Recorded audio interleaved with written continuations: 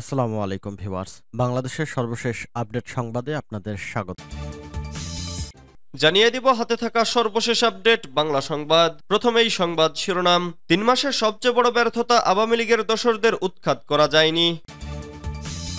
এরপর জানিয়ে দিব জুলাই গণহত্যা প্রথমবারের মতো ট্রাইব্যুনালে তোলা হচ্ছে 14 জনকে। এদিকে সাবেক মন্ত্রী মায়া চৌধুরীর বাড়িতে আগুন। এরপর জানিয়ে দিব সাবেক চেয়ারম্যান সহ আওয়ামী লীগের 47 নেতাকর্মীর নামে মামলা। সর্বশেষ জানিয়ে দিব সিপিডির জরিপ 57% ব্যবসায়ী মনে করেন সেবা পেতে ঘুষ দিতে হয়। এতক্ষণ শুনছিলেন সংবাদ শিরোনাম, এবারে বিস্তারিত। তবে অনুরোধ থাকবে ভিডিওটিতে একটি লাইক করবেন এবং কমেন্ট করে জানিয়ে দিবেন কোন জেলা থেকে আপনি আমাদের এই ভিডিওটি দেখছেন। 3 মাসের সবচেয়ে বড় ব্যর্থতা আওয়ামী লীগের দোসরদের উৎখাত করা যায়নি। জামাতে ইসলামের কেন্দ্রীয় কর্মপরিষদের সদস্য ও ঢাকা মহানগর দক্ষিণের সেক্রেটারি ডক্টর শফিকুল ইসলাম মাসুদ বলেছেন, মুক্তিযোদ্ধারা কোনো একক দলের সম্পদ নয়, তারা জাতীয় সম্পদ। আওয়ামী লীগ 1971 সালের মহান মুক্তিযুদ্ধে অংশগ্রহণকারী বীর মুক্তিযোদ্ধাদের স্বাধীনতা পরবর্তী দলীয় সম্পদ বানিয়ে তাদের মর্যাদা ক্ষুণ্ণ করেছে। তিনি বলেন, ফ্যাসিবাদমুক্ত বাংলাদেশের 100 দিনের অর্জন ও ব্যর্থতা নিয়ে কেউ কেউ আলোচনা করছেন। আমি বলবো, বিপ্লব পরবর্তী গত 3 মাসে সবচেয়ে বড় ব্যর্থতা হলো আওয়ামী লীগের দোসরদের উৎখাত করা যায়নি। শনিবার 16 নভেম্বর রাতে রাজধানীর ওয়ারী পূর্ব থানা জামাতে ইসলামীর সহযোগী সদস্য সম্মেলনে প্রধান অতিথির বক্তব্যে তিনি এসব কথা বলেন। মাসুদ বলেন, 2024 সালের জুলাই আগস্ট আন্দোলনের পর কেউ কেউ শহীদদের নিজ দলের কর্মী হিসেবে দাবি করছে, নিজ দলের শহীদের সংখ্যা ঘোষণা করছে। অবশ্য তাদের এড়িয়ে যাওয়া যাচ্ছে না, কারণ তাদের চিকিৎসা ও পুনর্বাসনের দায়িত্ব দলের ওপর পড়তে পারে। জামাতে ইসলামী জুলাই আগস্টে আন্দোলনের শহীদদের জামাত শিবির হিসেবে দলীয় পরিচয় দেয়নি, দিতে চায় না। আমরা মনে করি এই আন্দোলনে সব শহীদ ও আহতরা জাতীয় বীর, জাতীয় সম্পদ। তাদেরকে দলীয় কর্মী হিসেবে দেখলে জাতির কাছে তাদের মর্যাদা সীমিত হয়ে যাবে। আমরা চাই জাতীয় বীর, জাতীয় বীরের সম্মানেই থাকুক। হাসিনা মুক্ত বাংলাদেশ হয়েছে, কিন্তু ফ্যাসিবাদ মুক্ত বাংলাদেশ হয়নি উল্লেখ করে ডক্টর মাসুদ বলেন, ফ্যাসিবাদের দোসরের খুঁটি অনেক গভীর ও শক্তিশালী। এদের তালিকা করে সমূলে উৎখাত করতে না পারলে ছাত্র জনতার বিপ্লব ব্যর্থ হতে পারে। তাই অন্তর্বর্তী সরকারকে আরো কঠোর হতে হবে। এ বিষয়ে সরকারকে জামাতে ইসলামী পূর্ণ সমর্থন ও সহযোগিতা দেবে। জুলাই গণহত্যা প্রথমবারের মতো ট্রাইব্যুনালে তোলা হচ্ছে 14 জনকে। জুলাই আগস্টের গণহত্যায় জড়িত থাকার মামলায় আগামী সোমবার 18 নভেম্বর আওয়ামী লীগ সরকারের সাবেক 10 মন্ত্রী, 2 উপদেষ্টা, অবসরপ্রাপ্ত 1 বিচারপতি ও সাবেক 1 সচিব সহ মোট 14 জনকে মানবতা বিরোধী অপরাধের মামলায় গ্রেফতার দেখিয়ে আন্তর্জাতিক অপরাধ ট্রাইব্যুনালে তোলা হবে। বর্তমানে অন্য মামলায় গ্রেফতার হয়ে তারা সবাই কারাগারে রয়েছেন। রোববার 17 নভেম্বর গণমাধ্যমে বিষয়টি নিশ্চিত করেছেন ট্রাইব্যুনালের চিফ প্রসিকিউটর মোহাম্মদ তাজুল ইসলাম।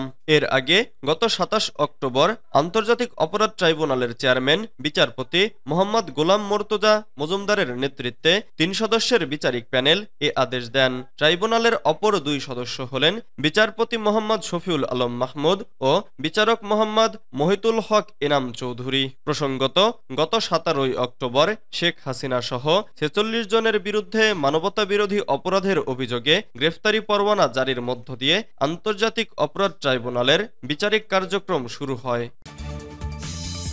সাবেক মন্ত্রী মায়া চৌধুরীর বাড়িতে আগুন। চাঁদপুরের মতলব উত্তর উপজেলায় আওয়ামী লীগের প্রেসিডিয়াম সদস্য ও সাবেক মন্ত্রী মোফাজ্জল হোসেন চৌধুরী মায়ার বাড়িতে আগুন দিয়েছে দুর্বৃত্তরা। শনিবার 16 নভেম্বর রাত আনুমানিক 8টার দিকে মতলব উত্তর উপজেলার মোহনপুরের বাড়ির 2টি ভবনে এ ঘটনা ঘটে। খবর পেয়ে ঘটনাস্থলে গিয়ে আগুন নিয়ন্ত্রণে আনে ফায়ার সার্ভিস। পরিস্থিতি দেখতে রাতেই ঘটনাস্থলে যায় সেনাবাহিনী, পুলিশ ও উপজেলা প্রশাসন।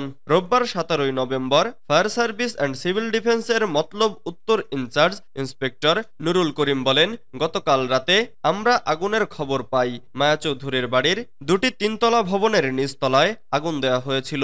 ঘটনাস্থলে গিয়ে আগুন নিয়ন্ত্রণে আনি। মতলব উত্তর থানার ভারপ্রাপ্ত কর্মকর্তা প্রদীপ বলেন, রাতে খবর পেয়ে তাৎক্ষণিক ঊর্ধ্বতন কর্তৃপক্ষকে জানাই। আমাদের এসপি মহোদয়ের নির্দেশে যৌথ বাহিনীর ইনচার্জ স্যারের নেতৃত্বে ঘটনাস্থলে যাই। আগুন নিয়ন্ত্রণে আনার পর আমরা তথ্য সংগ্রহের চেষ্টা করছি। এ বিষয়ে আইনগত ব্যবস্থা নেওয়া হবে। চাঁদপুরের অতিরিক্ত পুলিশ সুপার খায়রুল কবির চৌধুরী বলেন, আমরা সাবেক এমপি মায়া চৌধুরীর বাড়িতে ভাঙচুর ও অগ্নিসংযোগের খবর পাই। এরপর আমরা দ্রুত সেনাবাহিনী, পুলিশ, ফায়ার সার্ভিস নিয়ে ঘটনাস্থলে যাই। তিনি আরো বলেন, দুটি বাড়ির নিচতলায় ভাঙচুর করে আগুন দেওয়া হয়েছিল, তবে ফায়ার সার্ভিস দ্রুত আগুন নিয়ন্ত্রণে আনতে সক্ষম হয়েছে। এ কারণে আগুন নিচতলাতেই সীমাবদ্ধ ছিল। কারা এ ঘটনার সাথে জড়িত সে বিষয়ে আমরা তথ্য সংগ্রহ করছি। সাবেক চেয়ারম্যান সহ আওয়ামী লীগের ৪৭ নেতাকর্মীর নামে মামলা। পিরোজপুরের নাজিরপুরে সাবেক উপজেলা চেয়ারম্যান ও উপজেলা আওয়ামী লীগের সভাপতি মোহাম্মদ মোশাররফ হোসেন এবং সাবেক উপজেলা চেয়ারম্যান এস.এম. নূরে আলম সিদ্দিকী শাহীন সহ আওয়ামী লীগের ৪৭ জন নেতাকর্মীর নামে বিস্ফোরক আইনে পৃথক দুটি মামলা দায়ের করা হয়েছে। এতে অজ্ঞাত আরও ১৬৫ জনকে আসামি করা হয়েছে।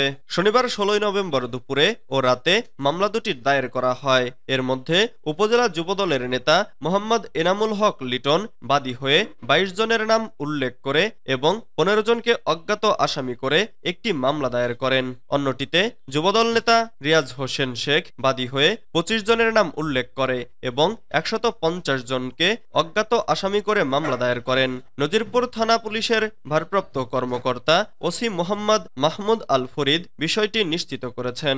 মামলা দুটি থেকে জানা যায়, ২০২৩ সালের ৮ সেপ্টেম্বর বিকেল ৫টার দিকে জেলা যুবদলের নতুন কমিটির নেতাকর্মীরা গাড়িবহর দিয়ে ঢাকা থেকে পিরোজপুরে যাচ্ছিলেন। পথে নাজিরপুর উপজেলা সদর হাসপাতাল সংলগ্ন সাবেক মন্ত্রী সম রেজাউল করিমের বাসার সামনে এলে তাদের ওপর বোমা হামলা ও গুলি করা হয়। এতে তাদের ৪০ থেকে ৫০ জন নেতাকর্মী আহত সহ তাদের গাড়ি ভাঙচুর ও মোবাইল ছিনিয়ে নেওয়া হয়। এতে তাদের প্রায় ৪৬ লাখ টাকার ক্ষতি হয়। এছাড়া গত ২০২৩ সালের ২৭ অক্টোবর উপজেলা সদরের হরিমন্দির সংলগ্ন রাস্তায় মামলার বাদী এনামুল হক লিটন সহ দলীয় নেতাকর্মীরা দলীয় কর্মসূচি পালনের উদ্দেশ্যে নাজিরপুরে আসার সময় তাদের ওপর অভিযুক্তরা বোমা হামলা ও মারধর করেন।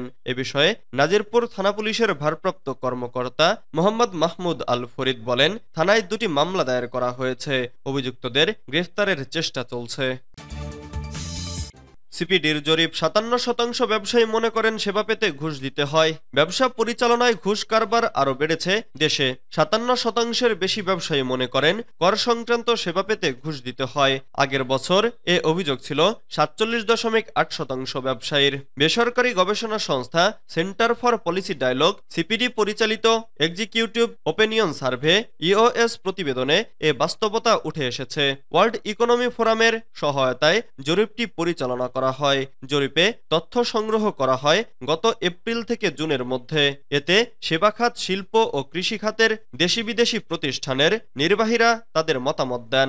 বাংলাদেশের ব্যবসা পরিবেশ এবং প্রক্রিয়া অন্তর্বর্তী সরকারের জন্য এজেন্ডা শিরোনামে এক সংলাপে এ প্রতিবেদনটি প্রকাশ করা হয়। রোববার সকালে রাজধানীর হোটেল ব্র্যাক ইনে এ আয়োজনে সরকারের প্রতিনিধি, ব্যবসায়ী নেতা ও দেশি বিদেশি উদ্যোক্তারা উপস্থিত ছিলেন।